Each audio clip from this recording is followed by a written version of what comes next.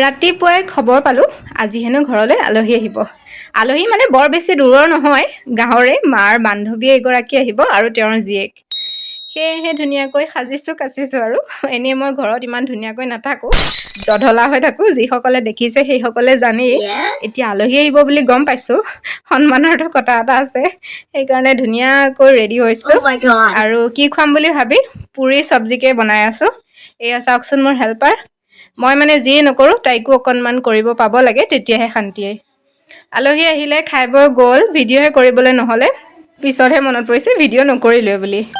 আজি যিহেতু দেৱালীৰ দ্বিতীয় নিশা, সেয়েহে কালিৰ ৰংগলীটো আঁতৰাই আজি আকৌ এটা বনালোঁ। হাতত অলপমান সময়ো আছিলে আৰু মনতো জোচ আছিলে, সেই জোচতে এটা নতুনকৈ বনাই দিলোঁ।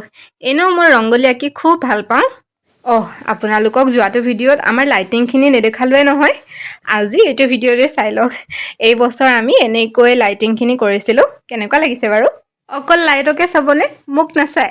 এয়া মোকো অলপ চাওক আকৌ। ইমান ধুনীয়াকৈ ঘৰখন সজাইছোঁ, মানুহজনী অকণমান নেসাজিমনে বাৰু? সেয়েহে চান্স পেড ডান্স, ফটো আৰু ৰিলচ বনাবলৈ ইমান ধুনীয়া ব্যৱস্থা কৰি লৈছোঁ ঘৰতে।